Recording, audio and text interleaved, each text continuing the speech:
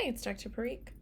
Module 5, mostly videos, but there's a lot of them, so keep that in mind. Assignments. Here we're starting to do some pretty big things. So hopefully you are either rested up and or have worked ahead. Okay. So we'll start with your discussions. So advocacy project plan. So here you have at least 2 ideas for an advocacy plan. And again, this is a clear, this is a group projects are highly encouraged sort of thing. You're not required, but you're encouraged. You could already be in talks with somebody and have kind of a shared plan already. It's also fine to say, here are some ideas I have. I'm open to collaborating with people, and you can read other people's posts with an eye toward, is this something I could work on with them, or maybe we could combine our ideas somehow. I'm going to try to be careful to manage idea size for everybody.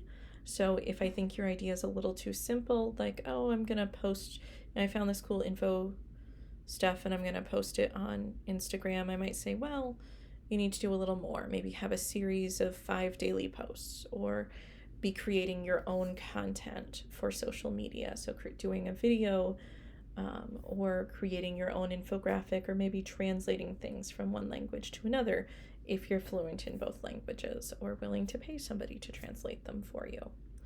Don't just use Google Translate, please. It's a great starting point, not an appropriate thing to just use.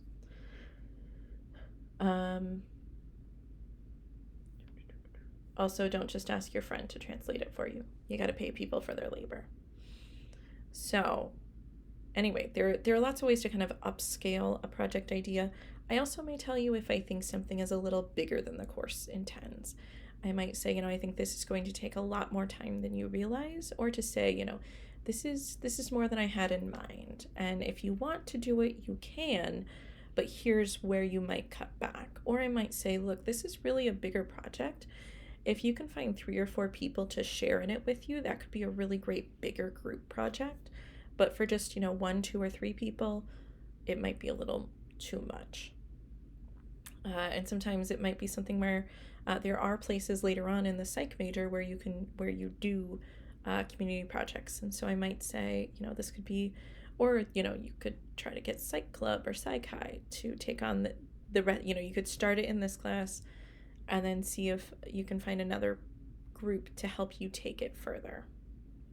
So for this, I want you to have at least 2 ideas. And again, it's similar to the character one. It's fine if you say, this is really my main idea. Here's something else I could do. I'm going to give you feedback on both, at least a little bit. And I give you several ideas that it could include writing letters to companies, organizations, media outlets, or influencers.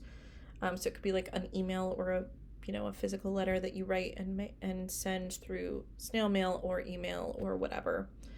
You could also do some sort of fundraiser posters, and you could do those in spaces on campus or in other places in the community. Again, it could be social media based, but I want to make sure that there's some original content that you're working with. You might find information and then transform it into a nice digestible format. And it doesn't have to be like formal. I'm fine if you're doing a TikTok dance with information with it. I'm on the TikTok just enough to barely know how it works. But again, it doesn't have to be super formal. What I care is that it's accurate information, and that you are putting, you are creating something. Organizing a group educational outing. So it could be, gathering, some of your friends, or your, maybe your church's youth group, or your old Boy or Girl Scout group, or even just some family members or kids on your block. It could be gathering some people and going somewhere that relates to women, and women's, or to gender more broadly, I'd be okay with too. It could be volunteer work, or giving a talk. So as part of this, for example, you could raise funds or donations for a local women's shelter.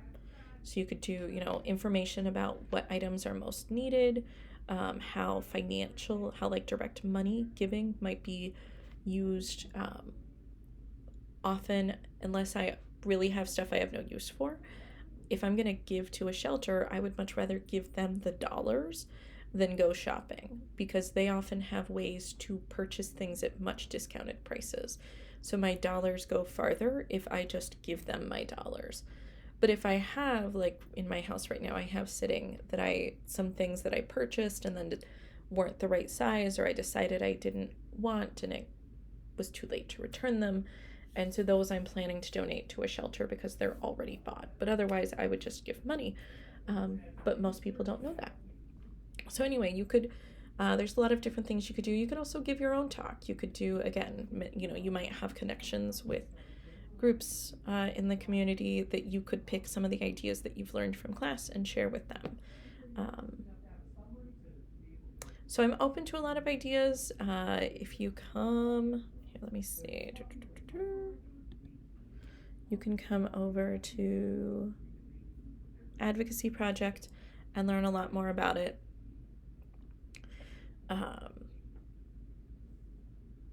So there's a paper, there's some information there about the paper.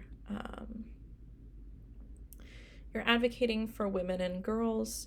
Remember, this includes trans women. I also, I think over time I've become a little more loose with my inclusion of gender in this course. Part of my rationale for focusing on women and girls specifically is that as you become more inclusive, sometimes the most vulnerable population, kind of the one you started with, becomes overshadowed. So I really wanted to make sure I centered women and girls.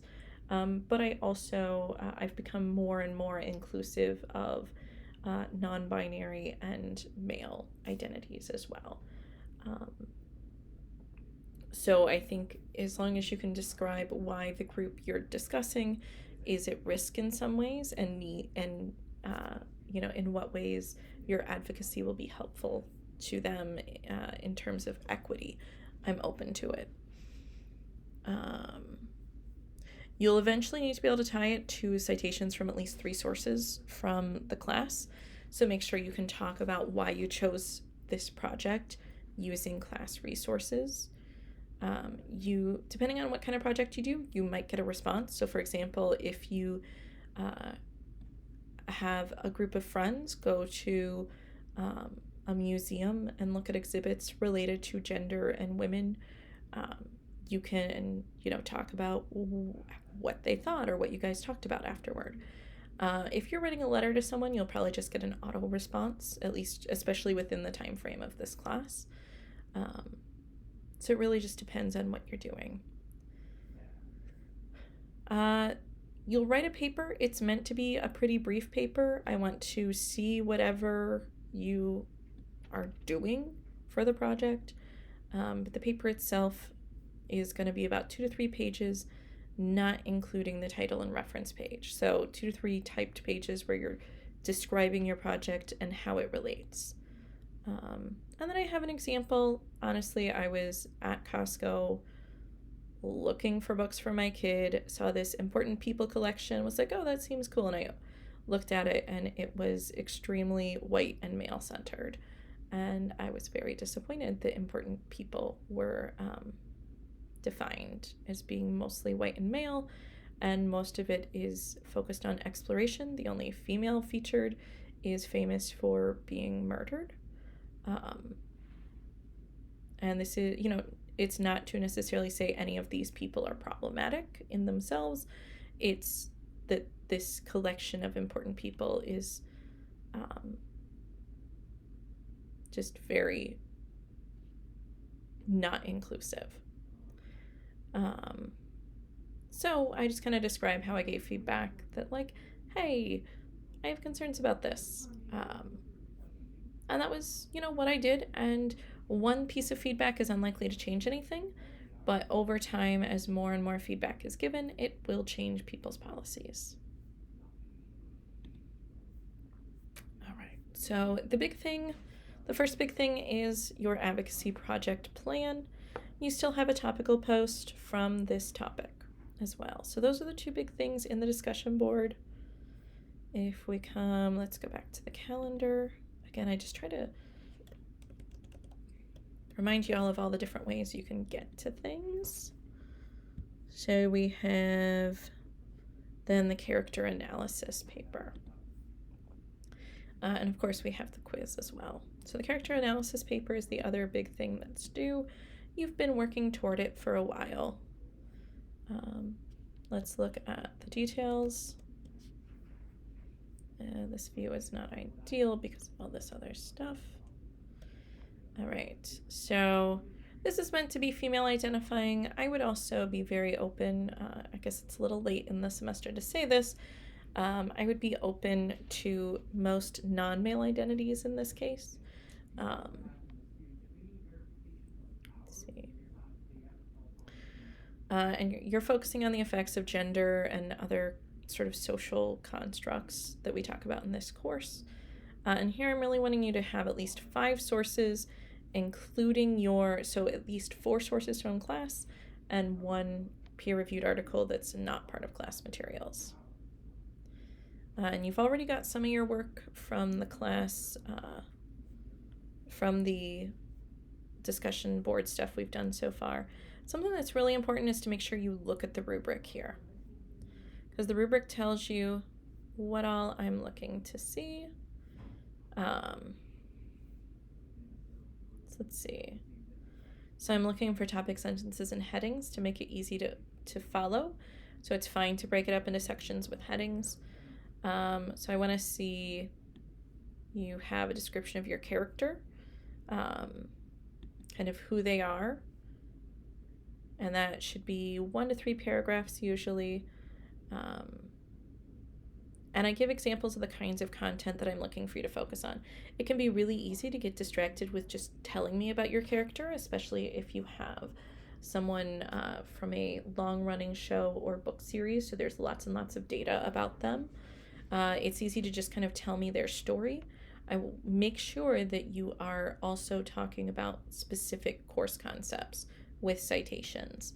And it can be easy, again, things can feel self-evident, but the point here is that you actually show me how things relate.